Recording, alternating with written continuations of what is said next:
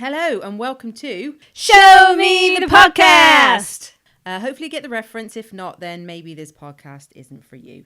This is episode numero uno of hopefully many more podcasts to come from myself, Lorraine, and my fellow podcaster, Harrie. That's with an IE, not a Y. I might add that actually this is probably our second podcast because we did try one before, but Harrie had too much alcohol in the house and she got rather drunk. We got rather drunk and it didn't quite go to plan. Although to us it sounded really good at the time. Didn't on playback. So we've decided to do our first proper one today on the 3rd of November 2017. And hopefully you guys are like what we've got to say. So just in case you're wondering who we are, if you're strangers to the podcast, then I'm Harrie. I went to the West of England University of the West of England, in Bristol, which is where I met Lorraine on a film studies course all of 10 years and plus ago. Oh, it's 10 years now. It's 10 years.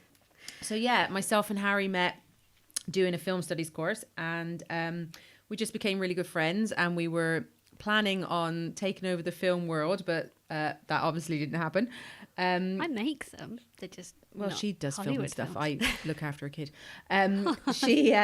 We decided to do a podcast because we both love film and we thought this would be a good way for us to kind of chat about it and hopefully other people will want to listen to it too. You banged your mic. I know I did. It's fine.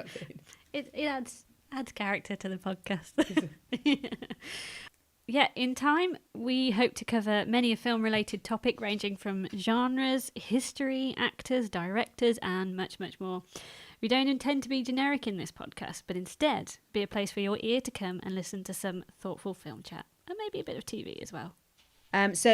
We hope you enjoy our film bants so much that you become part of it with your sent-in musings. But for now, by way of introduction and for you to get an understanding of who your hosts are, we're going to discuss our top 5 films in life so far. So, Harrie, do you want to start or shall I? I think you should. Okay.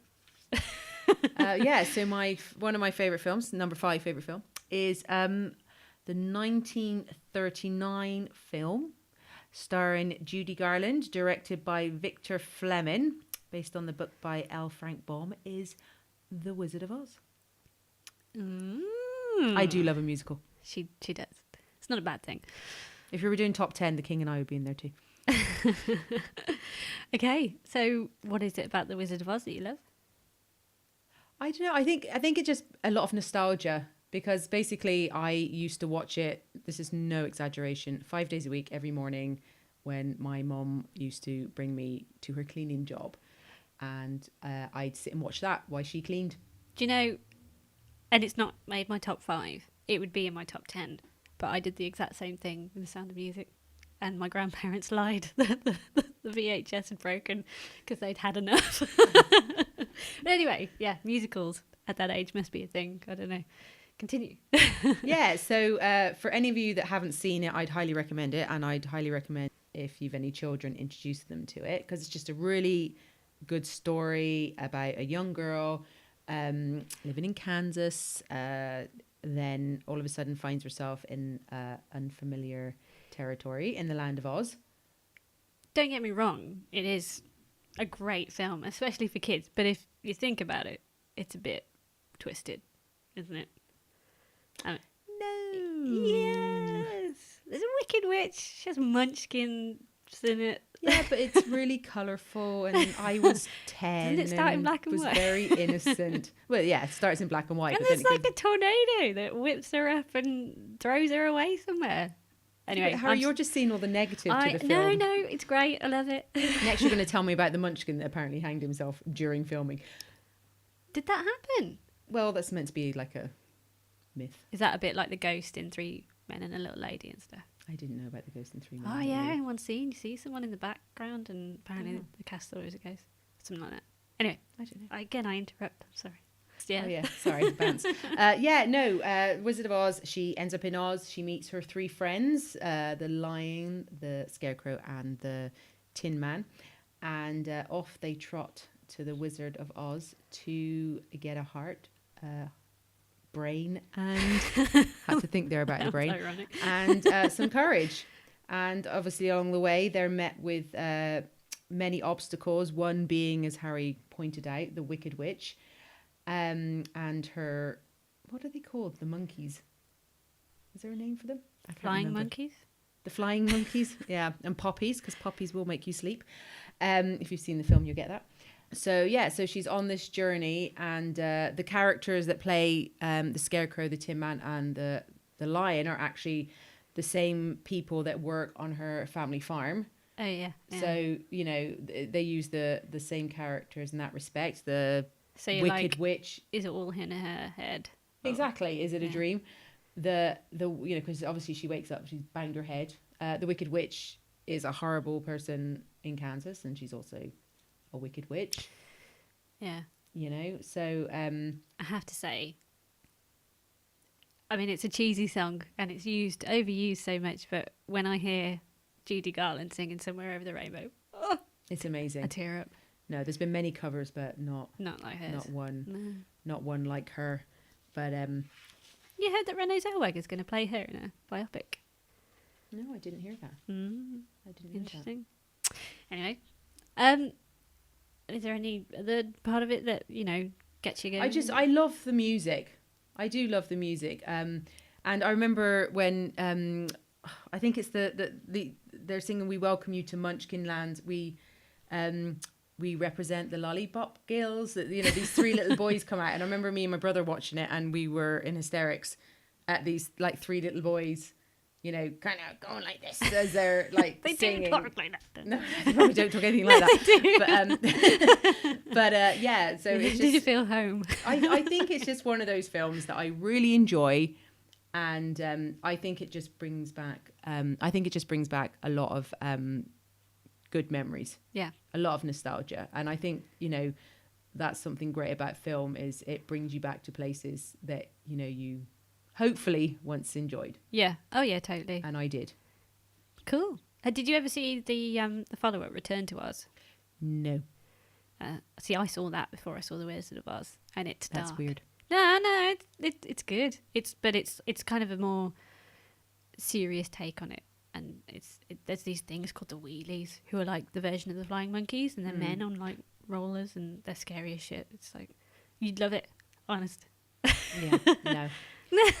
No. So, you know, it is a film that I would highly recommend. I've seen it multiple times, and yeah, go and see it if you haven't, and if you've seen it, watch it again. Cool. So Harry, is this your top 5 favorite films, or? Yeah, I had to narrow it down. I gave myself that challenge. Are they in order? No. Okay. I'm going to start off on a light note. I wouldn't say it's really hard, because I always thought I had a number one film, and I don't. I simply don't. I do. Okay, well, we'll find out. But you'll have to wait. Yeah. And I've actually omitted the film that I thought was my favourite film out of this top 5. So Can I ask what it is, or you're not going to tell me? that film Yeah, the one you that I thought was my number Yeah. one. For years, it was The English Patient. But I wrote my dissertation on it, and I think what I got from that film, I got out of my system writing the dissertation. Okay. Does that make sense? Mm-hmm. So, yeah, I thought hard about it, and it's not in there. It's not in the top 5. Oh, good. Yeah, things have changed. So I'm going to start with a nostalgia one. You've Got Mail, 1998, directed by Nora Ephron. And this stars Tom Hanks, Meg Ryan. I often say this is one of my guilty pleasures, and I think that's because it falls under a rom-com, but it by no means is a bad or poorly put together film, which I think a lot of rom-coms are. Yeah, I don't think you should call it a guilty pleasure. No, that's what I'm saying. I feel bad that I feel guilty for calling it a guilty pleasure. But it's not. I think it's great. It's a love letter to New York. It's for me, it shows lovely corners throughout of this city throughout seasons. So you get, you know, winter, autumn, spring, all in this one great place. It's an ode to the physical and the digital as well, because there's a love of books and a love of email in it. You've Got Mail, basically. Tom Hanks and Meg Ryan fall in love through email chat, which is a big thing now. I don't know. I don't know if people. Yeah, but people back go through email. Well, chat rooms. Do people do chat rooms now? I don't know. I don't know. I've never done a chat room. I don't think I have. It's like Tinder. Yes. But back in the 90s. Yeah, and sweet. Where you didn't swipe one way or the other. I don't know which one's which. I know you go left or right, but I don't know. So you've got Tom Hanks in this, and you've got Meg Ryan. It was one of their third rom-coms together. What was the other one? Sleeps in Seattle and... Joe versus the Volcano. Yeah, I haven't seen that. But I heard it bombed. That, yeah. But Sleeps in Seattle is amazing. Oh, amazing, well. Yeah. And I think this is on par, maybe a little bit below. No, I wouldn't say it's on par. I do. So your top 5. Yeah. And it's just lovely. You know, as I said, it's a love letter to books. Overall, I'd say more than the email. And Tom Hanks just has some amazing one-liners in it. I don't think Meg Ryan is at her absolute best in this, but she's still sweet and charming. But yeah, that was her whole thing, though, wasn't it? The sweet, charming girl. Like, while she was very pretty, she's that girl next door. Yeah. Kind of. In terms of her absolute adorableness, I'd say it's this and French Kiss. She's just amazing. And boob. Boob. Spasm. Lactose intolerance. So good. It's just so good. You men. Anyway. So yes, that's I haven't really gone into too much detail on that, but it's one to watch, I think, on a nice autumnal afternoon. So watch it now. Brilliant. I do like that film myself. So your next film then, Lorraine? My next film is a film from the 1950s called All About Eve. Ooh. Black and white. It stars Betty Davis and Anne Baxter. And basically it's about... Betty Davis is an actress in the theatre. And she's really super old because she's now in her 40s, which... my God. Yeah, I ancient. know. God. Jesus. Anyone that's in the, industry knows that that's an age you just don't ever reach, apparently. So... Do you think... Sorry to interrupt. Do you think that's true now these days, though? Yes. Do you? Yeah, I think I have this recollection in my head, and I hope I'm not imagining things, but I think I remember listening to Nicole Kidman talking about how roles for women of a certain age, because I know she's 50 now, but obviously, She's 50? Yeah, she looks amazing. God. Yes, she does. So she, Big Little Lies. Yeah, that was very, very good. They kind of created that, her, Reese Witherspoon, because there weren't really many roles for women of their age. But actually, Reese Witherspoon recently did a speech about women cause she set up this whole production company, and they did Gone Girl and oh right, I can't remember the thing, but basically it was demonstrating how women are very relevant with the amount of money that they made, and they should stop looking at them as you're 40, you're past it, right. And basically. This was set in the 1950s, and it was still doing the same thing. So, and it was made in the 50s as well. Yeah. So Margot Channing, which is was Betty Davis' right. character. Sorry. Basically, she's this big Broadway star, and then you get this younger woman who is called Eve Harrington, played by Anne Baxter, who comes in as like this obsessed fan. Okay. And she wants to be part of the crew, and she manages to get in there, and then all of a sudden she starts like becoming almost like an assistant secretary-esque. I just want to jump in. There will be spoilers in this podcast. Oh yeah, sorry. If you haven't seen it and you don't want to hear spoilers, then maybe just listen anyway, because it's amazing. Yeah, it's just really good acting, and then as it kind of comes to the end, you kind of see kind of comes full circle, because obviously Eve Harrington is now becoming older, so another girl shows up and starts doing the same thing to her. You kind of see that circle, which you can probably imagine that's the way the industry is. Yeah, so you look at these women, 40 is not old, no, but you look at these women and they're like treated like okay, you're done now. Yeah, no, I'd highly recommend it. It's a really good Sunday afternoon hangover, get some chips, get some dip, and watch it, because Betty Davis is an absolute amazing actress, and she just pulls it off. She's just so good. And I know a lot of people are kind of afraid, to go black and white.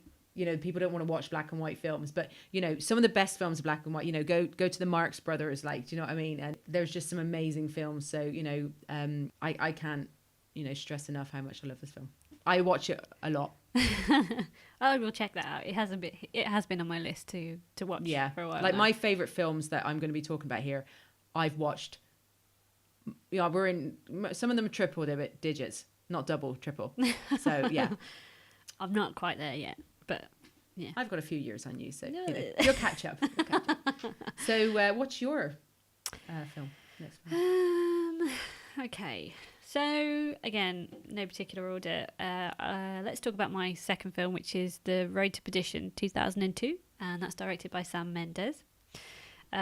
This is a winning hat trick of talent. It's one of those kind of films that just has all the best elements in it. You've got Sam Mendes directing, and I don't think he's done a bad film yet. You've got Thomas Newman doing the musical score, and again, has he done a bad musical score? No. And you've got Conrad L. Hall doing the cinematography. The latter, he based his work on that of the artist Edward Hopper for this film. So you've got all the Depression era moodiness, which I love. I've loved Edward Hopper before I even saw this film, so I noticed what they'd taken it from immediately. And then you've got Tom Hanks and Paul Newman, who, again, never fail in their roles. Paul Newman was in that film. Yeah, it was his last one. I actually need to watch that film again, because I don't remember it, if I'm honest with you. No, that's fair enough. I think it is one of those films that just either stands out to you straight away or doesn't at all. Kind of, when you talk about this film, you sound really passionate about it. I am. You can hear I'm like getting all stuttery because I'm just so into it. It's just. Is it visually very pleasing because of you're Harrie's an artist and she's an amazing. I mean, like when I show her pictures to people that she's drawn, they're like, no, that's a photograph. That's how good she is. She's absolutely stunning. Tales of Peck, by the way, Google it. So when Harrie talks, she sounds a lot more elegant than I do, because she kind of sees things from a more artistic point of view than I do. I think this is what film does for me, because my art is all sort of realist. I have to copy to an inch of to a pixel of its life, whereas I would love to be a bit more artistic, for want of a better expression, a bit more poetic, and that's what I get from film, especially a film like this, where it's, on screen, you're just looking at each frame, which is a piece of art. Yeah. Does that make sense? Yes. So yeah, that's what I get from this film. Visually, it's amazing, and but it's not just that. Like I said, it's you've got so many winning elements in there. So going back to it, what the film is about is there's a lot of father and son dynamics, which is one of the major one of the major themes in the film. You've got Tom Hanks. He is a hitman, essentially, for a big-time gangster around the Chicago area in the 1930s. I don't see Tom Hanks as a hitman. Well, this is it. This is one of his... Although Tom Hanks is brilliant and he does pull off every film I ever see him in, he does do a good job. Yeah. I just don't see Hitman. I think Goodfellas when I see Hitman, but yeah, how vicious Joe Pesci is. But then when you look at this film again, going back to the father and son thing, he's a father, and that's it. At the beginning, he's a hitman. Yeah. But then throughout the film, he develops as a father. Oh, okay. Yeah. So and then you've got his father-son relationship with his biological son. Yeah.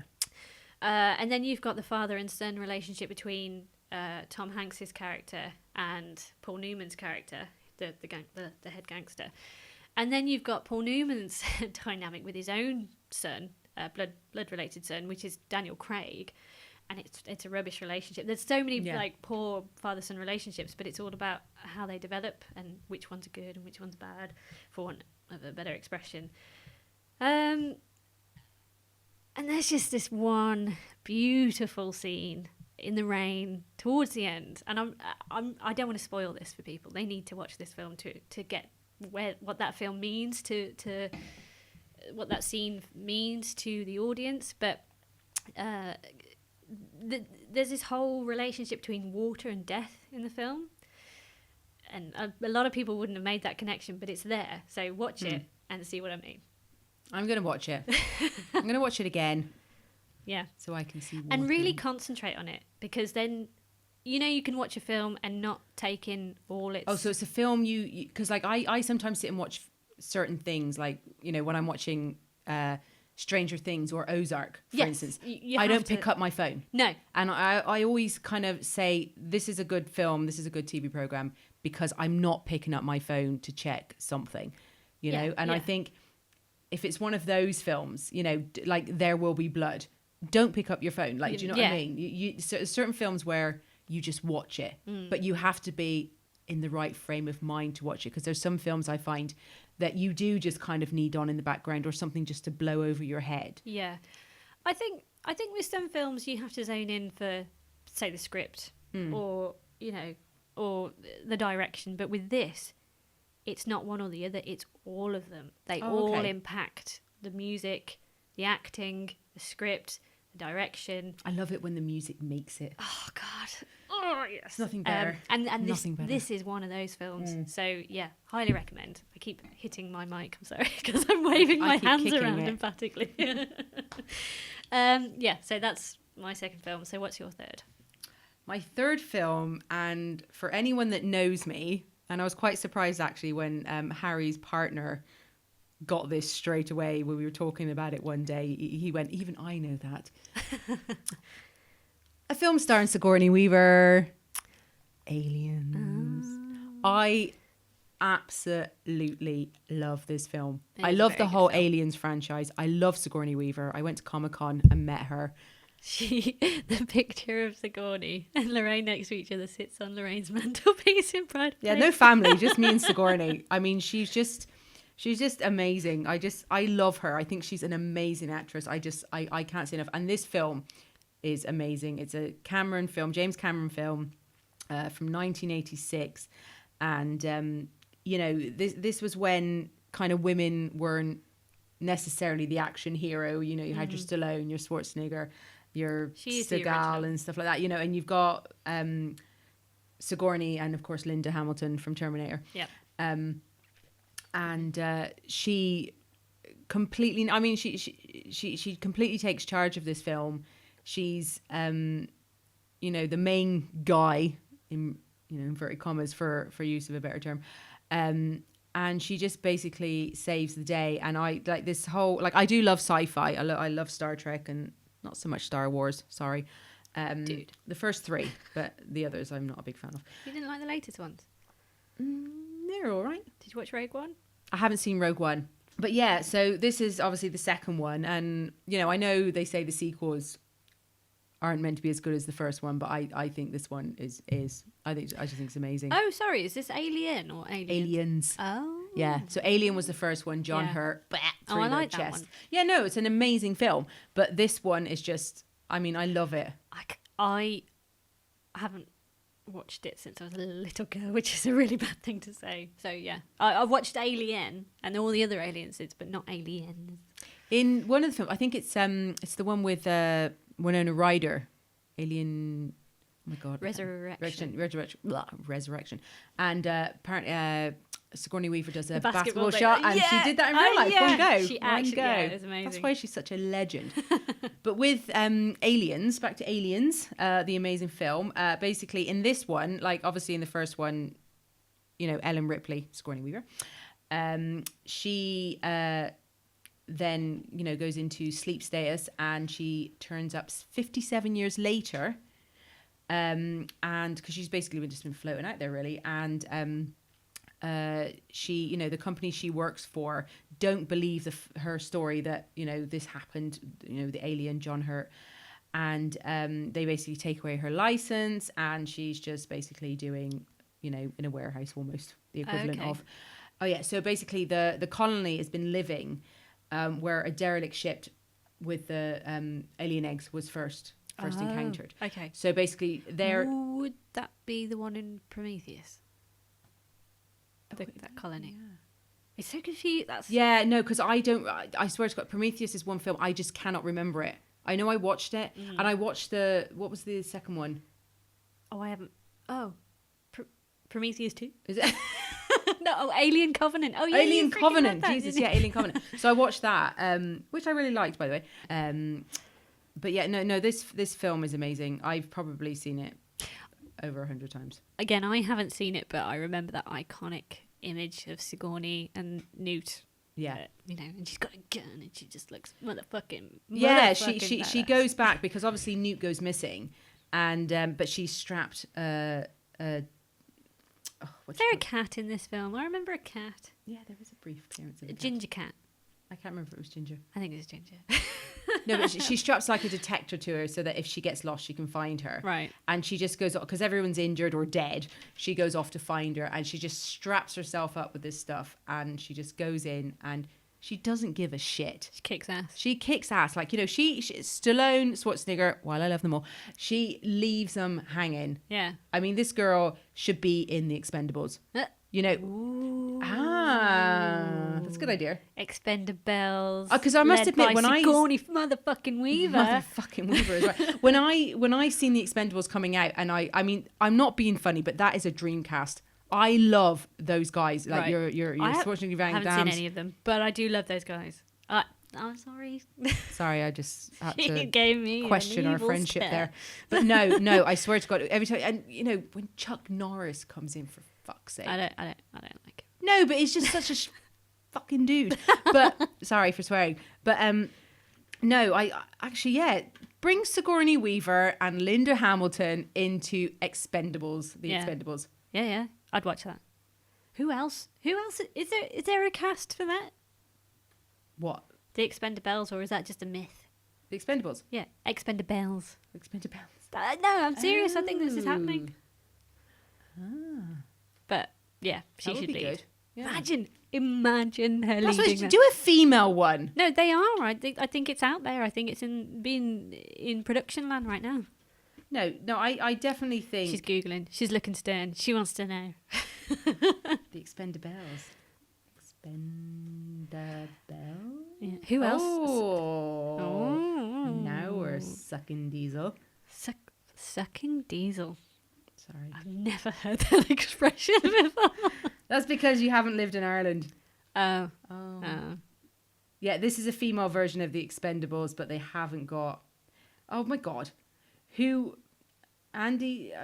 this is a female version of the Expendables series based on the works of Andy Sidaris, who was famous for Bullet Bombs and Babes and Girls Guns and G-String series. Yeah, we don't want no G-strings.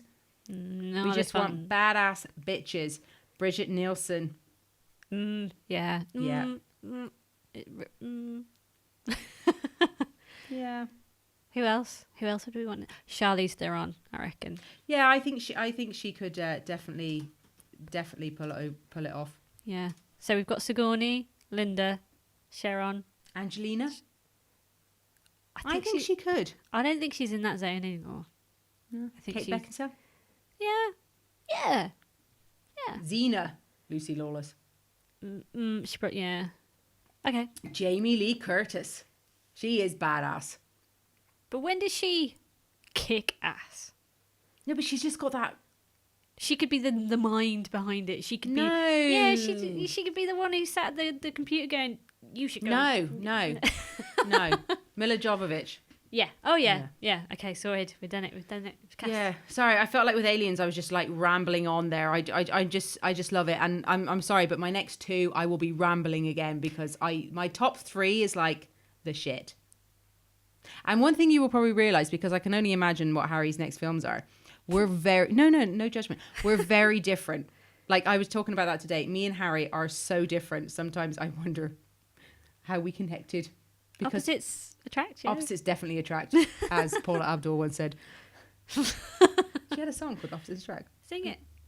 No. I didn't. We come together as opposites. Don't you put that in there? I'll kill you.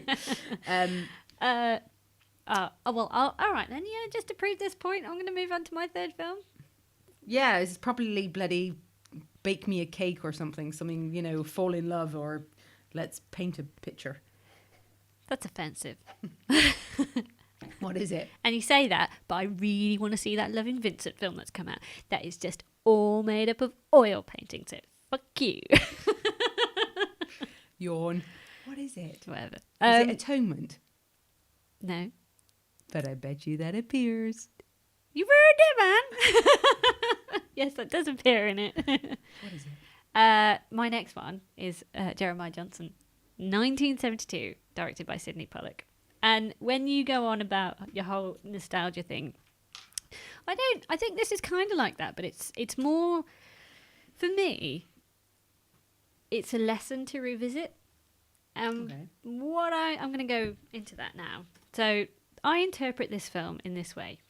It's a story about a man who's had some awful things go on in his life. He's in the dark side of humankind. He goes into the mountains, into the Rockies. He wants to find nature. He wants to cleanse his soul of all the shit that humans and,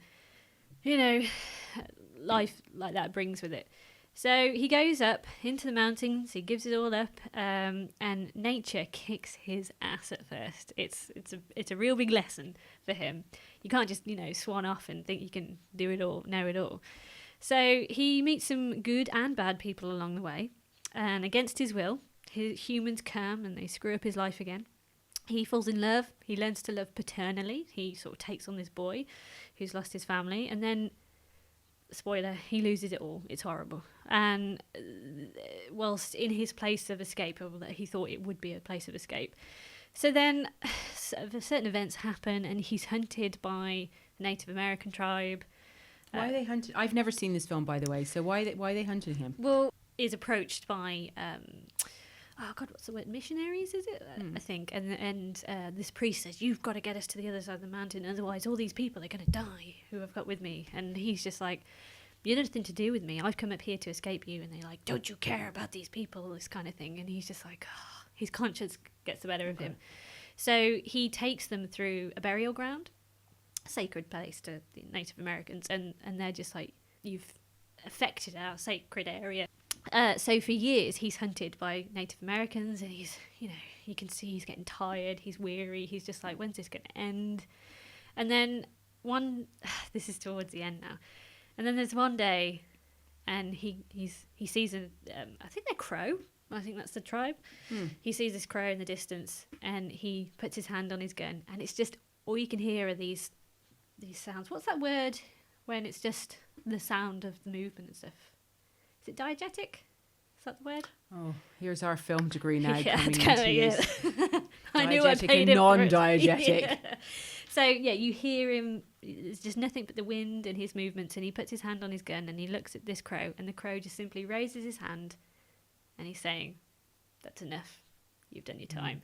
And he raises his hand and he just does this grin, and it's like, yes, it's finally over. I get my fucking peace that I wanted for all these years. And in my mind, it's a really brutal film, because it's basically saying you can't run away from your problems. Yeah, but you can't. No, exactly. Without getting too deep. No, this is it. They just go with you. Exactly. You can never bury your head in the sand, which I think is essentially what he wanted to do. I mean, we've all wanted to just pack up, go off into the mountains and fuck it all off. Yeah.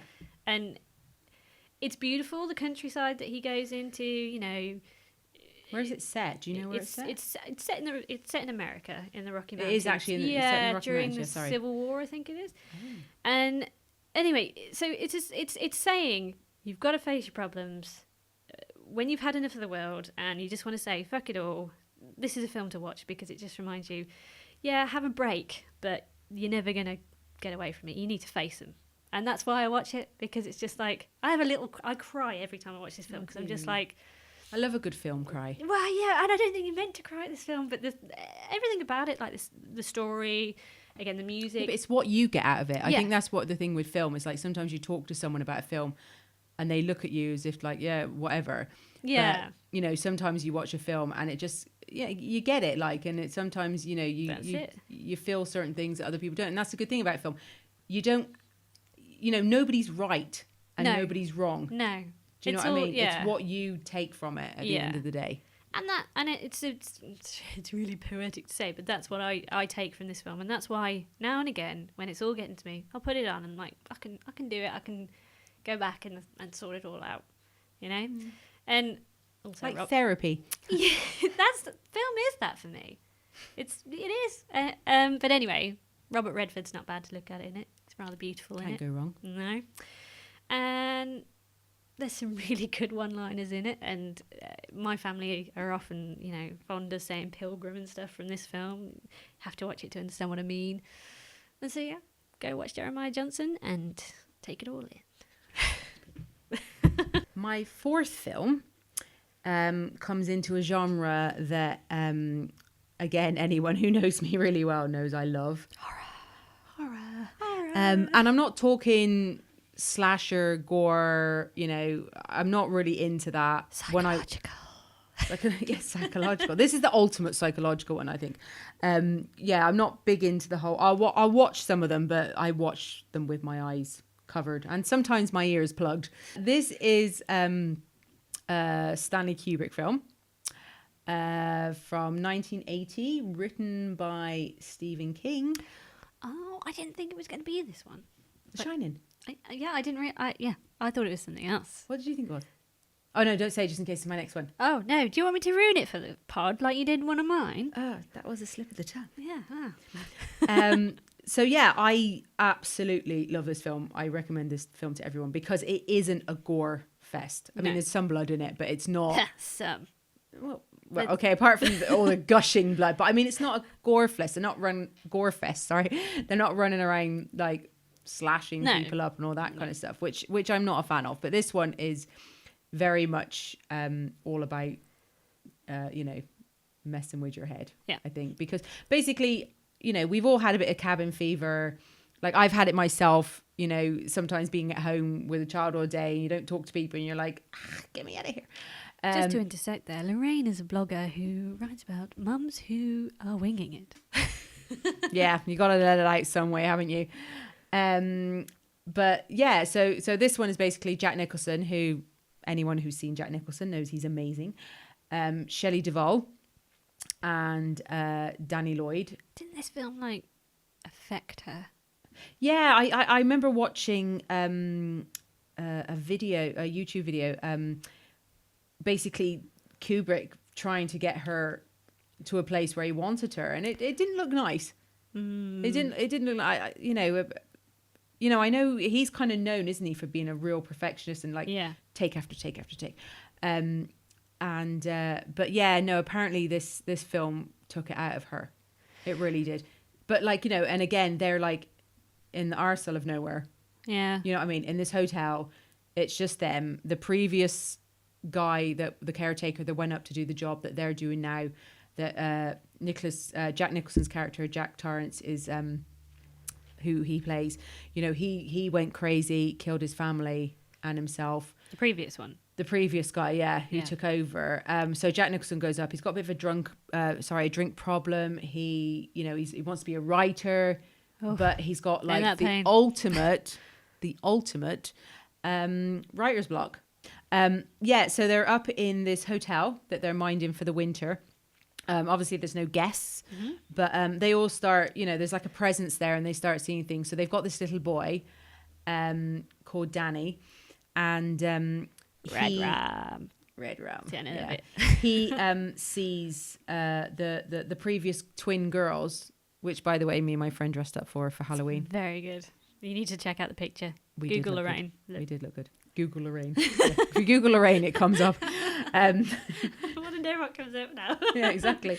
Lorraine Kelly will come up blatantly. But yeah, so he meets these twins, and well, he doesn't meet these twins. He cycles around and he sees these twins, and sometimes they're just standing there. Other times they're blood. You know, they're lying on the floor. Who are the twins? I always wondered who they were. They were the daughters of the previous guy. And he basically killed them. He killed his wife and then himself. Fuck. So basically history is repeating itself, and Jack Nicholson character, Jack Torrance, is starting to slowly go insane, And there's a line in it where she thinks he's been writing writing a book, but she checks out the words, and it's just like repeated over the over and over again. All work, no play makes Jack a dull boy. Yeah. So then, as you know, the infamous improvised, apparently, line, "Here's Johnny." Really? Yeah, apparently it's improvised. Yeah, he batters through with his axe trying to get to her. Yeah. Kill the son. Yeah. But spoiler alert, luckily for them, he goes chasing after his boy and gets lost in a maze. Cool. And freezes to death. Yes, I knew that. No, you didn't. I did. Fireworks. Sorry. What's that? Just to explain, we could hear banging, popping noises, and it's because it's near bonfire night and there's fireworks going on. Oh, right. Some weird shining shit going on.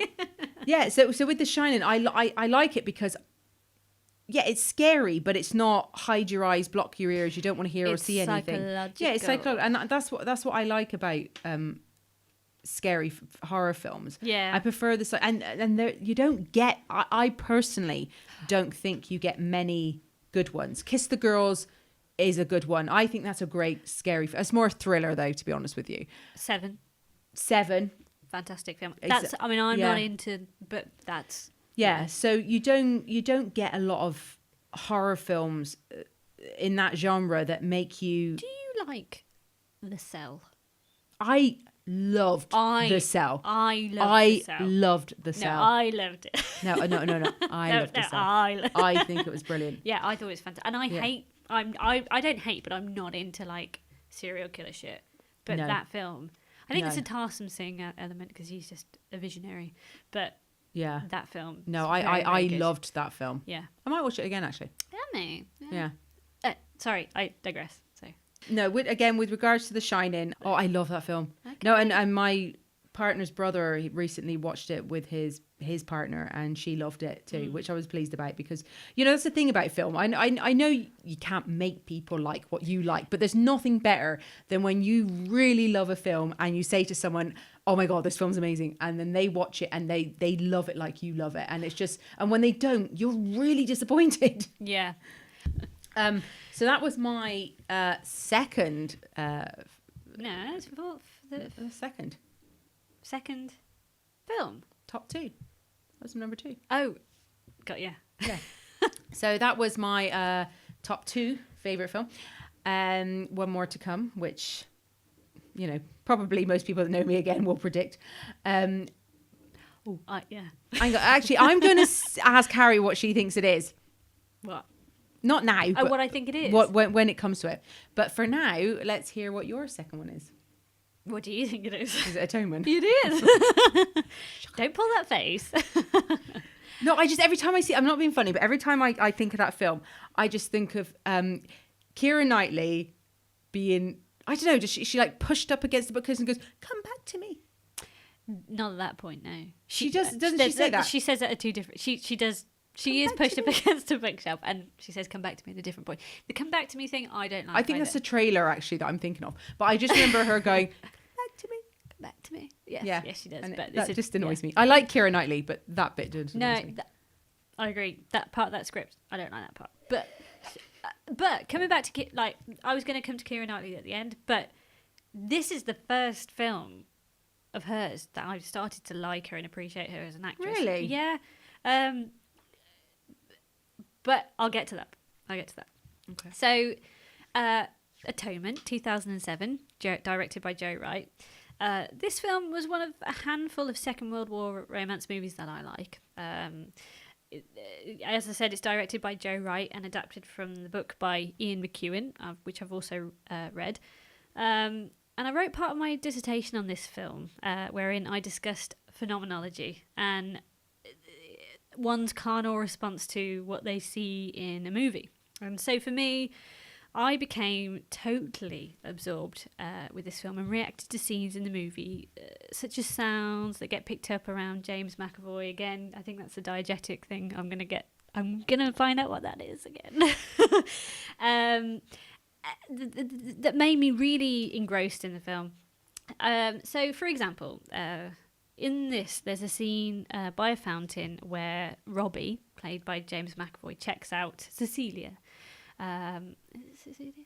Yeah, Cecilia, Keira Knightley's character. She's just jumped in a fountain to get some part of a vase back, and they clearly dig each other. And you can especially pick this up by the close-up sounds that Wright picks up from McAvoy.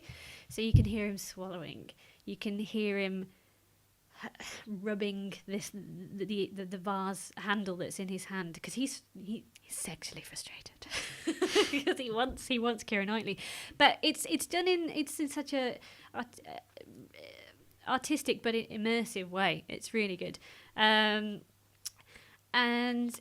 then the musical score, which was composed by Dario Marianelli, is fantastic. It coincides with the thought process of the young and deadly imagination of the protagonist. I can't even remember it. Bryony, who's always sort of typing away externally and internally in this film. She's making up stories, which is essentially what the whole film's about. She makes up. That's the young girl, isn't it? Yeah. By played by Saoirse Ronan. Is it Saoirse? Saoirse Ronan. Saoirse Ronan, yeah.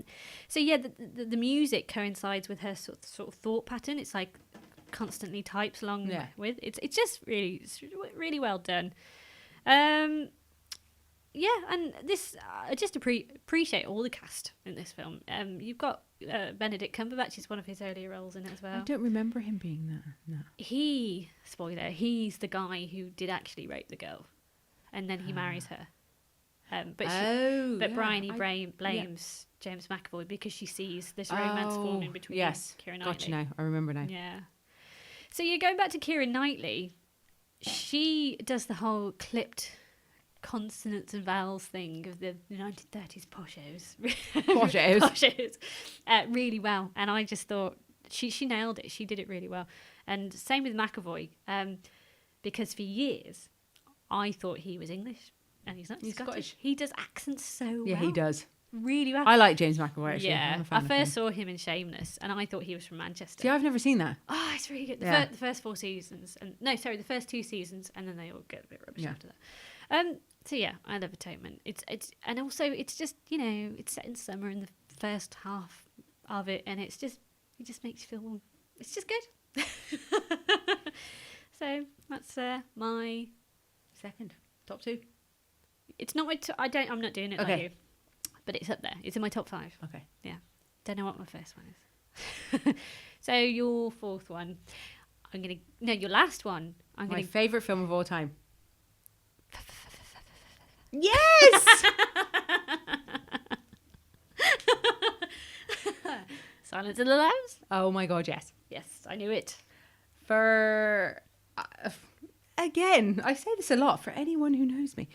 I'm currently doing a master's in criminology and criminal psychology, and for years and years and years, I have had a very big interest in crime, and I watch every documentary going. So this film obviously is very fitting for my interests, but I just love this film.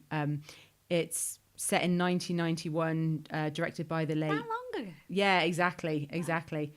Directed by the late Jonathan Demme, stars amazing actors, Jodie Foster and Anthony Hopkins, and of course you've got Scott Glenn, Ted Levine. And it's basically, for those who haven't seen it, go get it. I'll say that first because it is freaking amazing. But it's basically Jodie Foster is an FBI agent. For those who've never heard the term Hannibal Lecter, I don't know where you've been hiding. I've heard of that. Yeah, everyone's heard of Hannibal Lecter. That's played by Anthony Hopkins. So Anthony Hopkins is basically a psychopath, and he's kept in very. Go on, you were going to say something. I was going to say. I mean, I've only seen it once. Really? Yeah. No, really? Sorry, very high pitched. I think that's the most. She's wearing earphones. Yeah. Yeah, I've only seen the film once, but I've watched Hannibal and Dragon what's its face, and and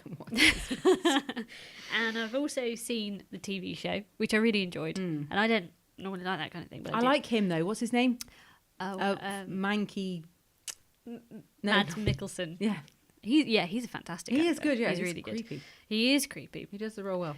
But that's it. He's an intriguing character. Hannibal Lecter? Yeah. Oh, God, yeah. He's not a character to be like, fuck him, he's horrible. Yeah. You're kind of like, oh. He's charming. You're drawn. He's charming. Yeah, you're drawn towards him. Yeah.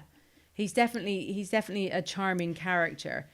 And so basically, she's not, she hasn't got her full qualifications as an FBI agent, so she's kind of sent there to speak to him. Why? Because I think they feel like she might innocently almost get something out of him. Like, do you know what I mean? Because, he even says, Jack Crawford, who's her boss, sent a trainee to me. She sent a trainee to me. She's just a trainee, so why isn't he getting the top dogs? Right. And she kind of plays it down like, you're going to look at this or not. Okay. She doesn't go over the top or anything. She's quite a calm character. Like, do you know what I mean? Yeah. You never really see her losing the plot. I mean, she has the odd cry, but you never really see her getting, Sorry, can I ask, is Julianne Moore the same character in the yeah, because Jodie Foster didn't want to. Okay. Didn't want to do it. Yeah. So she goes and speaks to him because basically they're trying to hunt down this serial killer who is James Gumb, who's played by Dead Levine. So basically he, likes to skin his women. He likes to get women who are of the larger size. And basically, so he skins them and he wears them as and such. So, he obviously, as they say, he wants to be a transgender. And this serial killer, they say, is based on the likes of Ted Bundy, because when he gets his, I read a lot about serial killers. When he gets his victims, he pretends he's injured. Ted Bundy used to do that. He had a cast, help me. He does that. Ed Gein, he skinned his victims. Gary Hynek, who used to kidnap his victims, torture them and stuff like that. And he also kept them in a basement. And if you see Silence of the Lambs, the main girl keeps them in a well or something. Yeah, it's like a well. So, but it's in his basement. I mean, what he does under his house is insane. Okay. But there's something about that film that Jonathan Demme does where when they're talking, they're talking into the camera. Yeah. Okay. So sometimes are they breaking the fourth wall or just talking to the camera? It's like, so when there's lots of fireworks going on here. It's really tripping me out. Lots of fireworks. No, so when they're talking, it's like they're looking at you, and it is a little bit uncomfortable.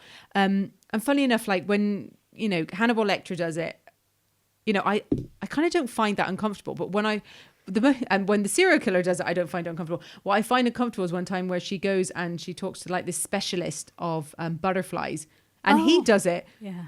And that's when I feel uncomfortable. Yeah. So it's like I get that in the TV show Hannibal as well. Yeah. Like, you don't necessarily find what Hannibal does weird, as weird that sounds. But like with the violin episode, and he's making the strings out there, innards or whatever, that was really creepy. Yeah. Anyway, sorry, my piece. It's okay.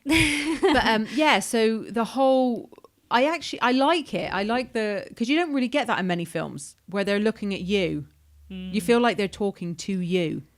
Yeah. Do you know what I mean? Yeah, and you don't really get that a lot. So that kind of like point of view. So like a lot of the films I've mentioned are immersive. You feel like you're in you kind of feel like you get absorbed in the film. Yeah, you do, because you kind of like, well, it's one of those films whenever I watch, it's like my phone doesn't get picked up. Yeah. Do you know what I mean? I watch it, and even though I've seen it, I mean, I probably need to buy a new DVD for people that use DVDs at this stage. Do you know what I mean? And watch it, because I watch it so much. Like there's certain films like Aliens especially, and Silence of the Lambs.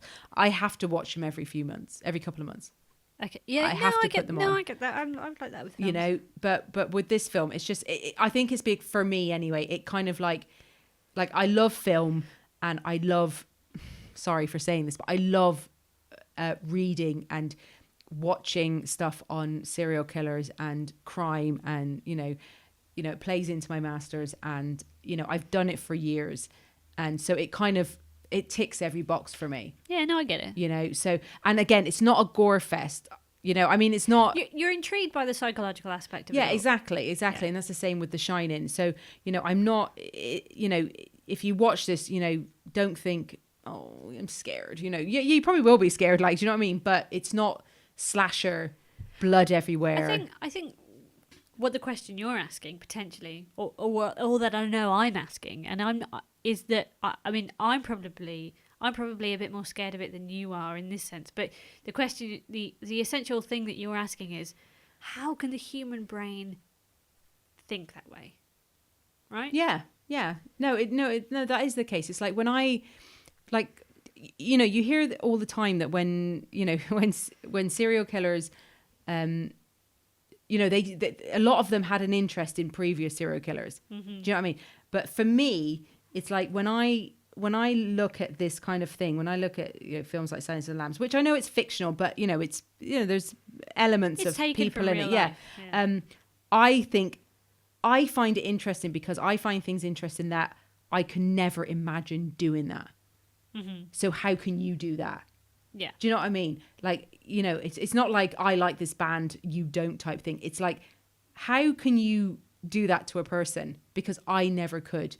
And that's what fascinates me. I want to know how you can do something so horrific that I want to know why. You know what I mean? Yeah. And I just don't, You want to piece together the puzzle. Exactly, yeah. And that's why I watch it, because I'm not going to... Should have gone into being a detective, really, though, shouldn't you? Yeah, maybe. I'm not... I currently am working with offenders at the moment, but I on a volunteer basis, but I will never... I'm not going to crack the case. If I crack, others before me, but like, it just fascinates me, because I get it. I love trying to figure out why people do the things they do that they shouldn't do. Mm-hmm. Yeah. So, but for me, Silence of the Lambs is just the acting, the directing, the story. It's just, and even like some of the way the music creeps in, it's just amazing. It's just your number one. I fucking love it. I fucking love it. Sorry. No. I get it. And if I had a number one, I'd say that too. So what's yours? Well, this is a recent film. And by recent, I mean 2017. Yeah, because I looked at I actually did a top 10, and my youngest film was 1991. Is that Silence of the Lambs? Yes. This film sped its way into my top. Was it Thor Roanoke? Roanoke. That's American Horror Story Roanoke. Sorry. Ragnarok. Ragnarok. Thor Ragnarok. No, Thor it's Ragnarok. not. But it is really good, and I would recommend going to see it. Piss off, Ghost. For those of you who've seen it, you'll know what I mean. Anyway, this film came out earlier on in the year, and I have to say, I haven't had such a visceral reaction to a film like this Blade Runner? For a while. No, it's not. What have you gone to see? Well, what is it? Tell us. I'm going to tell you. It's Baby Driver. Oh, good soundtrack. Epic. I haven't seen it, by the way, but the soundtrack is amazing. Especially the there's a real like groovy 70s song. Harlem Shuffle. No. Carla Thomas. Baby. Oh God, she knows them all. I do. But that's just one of the reasons why I love this film. So I saw it twice at the cinema, and I'm Bell Bottoms. Yeah, I love that song. Dude, I did some freaking magic today. I'm not even joking. I was in in traffic, waiting to get into work, and I was just like, you know what I fucking want to listen to? I want to listen to Bell Bottoms. I want to rage it out before I get... That song's amazing. Yeah, before I get in my parking spot. And I pressed shuffle, and what was next? fucking bell bottoms. Excuse my French. Yeah, so I did that. It's such a good song. Anyway, so yeah, I saw this twice at the cinema, and Oh, really? Yeah, I enjoyed it that good. Much. That good. And I would have seen it a third time, but my purse string said no. But I have actually pre-ordered. That's because she's off to Bali for the Christmas. That's right. Wait for the blog. Tales of Peg. I've actually pre-ordered this for its UK DVD release on November 11th, so I'm very excited. So yeah, I was a big fan and still am of Edgar Wright's work. Love Space, the TV show. Shaun of the Dead. I'm not big into zombies, but great film. I love that film. Hot Fuzz. Hot Fuzz. Oh, so freaking funny. But I love Simon Pegg. Yeah, I do too. I love Simon Pegg. I prefer Edgar Wright more, but yeah, like Simon Pegg. I love Simon Pegg. She loves him. I didn't enjoy The World's End, I have to say. That's my worst of the Cornetto trilogy. But this one, I was buzzing to see, I was not disappointed. Everything about it, the artwork, the music, the editing, it's edited to within a pixel of its existence. It's so sharply edited. And there's not 1 second of this film where you're not engaged. And that's saying, I genuinely mean that. I don't think there's one frame where you're just not like engrossed in the whole thing. So does the baby, who's the guy, B-A-B-Y, baby. Okay. So does he have like the headphones on the entire? He's got tinnitus, doesn't he? So he just like literally has headphones on the whole time. Tinnitus. Yes. Isn't it tinnitus? Americans say that. Oh, okay. Whatever. Yeah, he has that, and he got that from an early age during a car crash. Okay. Where his mum died, and he loved his mum, and she got him into music. But to drown out the sound, he listens to his iPod. And so, in the present, he is the getaway driver for a group of robbers, bank robbers, or just robbers in general, that's led by Kevin Spacey. And part of that crew, the crew changes each job. Yeah. But John Hamm's one of the crew with his wife. I can't remember her name. Bubbles? Something like that. Anyway. Darling. That's it. Oh, she's got to Google it. No, I don't. I know everything. Yeah. And so it's... I tell you what, and you might not have done it because you might have come at film love in a different way. Okay. But for me, my love of music and my love of film combine, especially when I'm listening to music, because when I'm driving along or I'm listening to music as I'm walking along, I'm constantly thinking of ideas in my head, and I'm creating a scene as I walk along to that music. And this is the kind of film for those kind of people, because that is what Edgar Wright has done. It's a film for music lovers and film lovers. It's it's a perfect combo. And yeah, you've got actors like John Hamm in it, and you've got Ansel Elgort, and I have to say he was a great choice for this role. And then you've also got Jamie Foxx, and I have a love-hate thing for him, but he's really good in this as well. Jamie Foxx. Yeah, so check it out. 2017. I'm hip. I'm hap. Okay, my top ends in 1991, but that's because I'm old school. But there are current films that you like. If not current films, then current television shows, which we will talk about. Stranger Things. Yes. Walking Dead.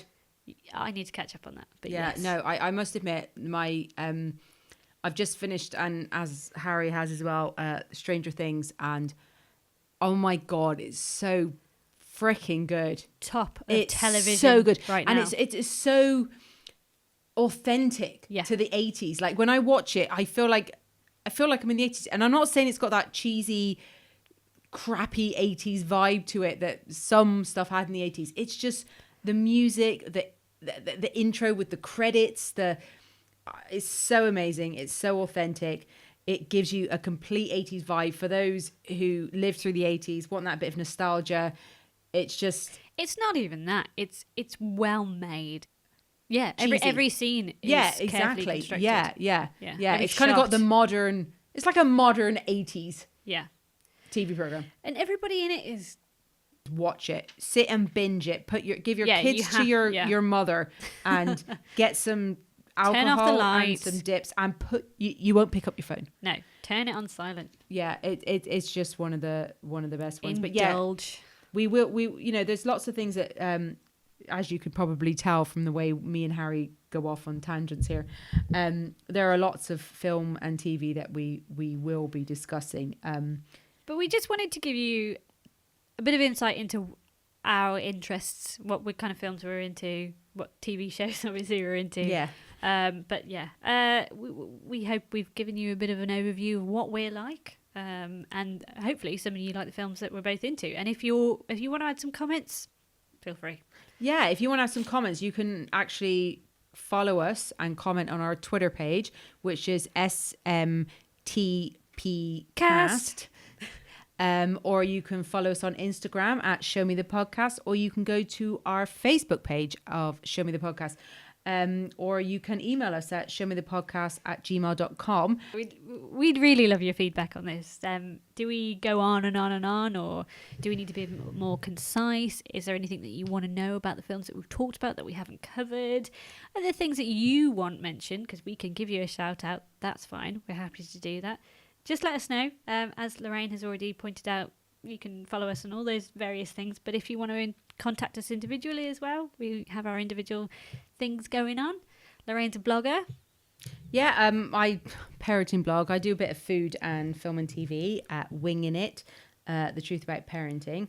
I'm on Instagram, Facebook, Pinterest, Twitter, everything that's going. And so if you want to check those out, if any of you parents are there, or any of you plan on being parents. And Harrie also has a travel blog going on, and she's also got Harrie does a lot of editing and a lot of making films, so of her travels. So I will let her tell you about that, because I love them. I think if you want to go to certain places, and Harrie's been to certain places, then you really should check these out, because it'll give you an idea of what it's like. Thank you. Yeah. No, I do a travel blog. It's you can follow that at Tales of Peck. My partner and I, my other partner, not Lorraine, my partner Alec. I'm her real love.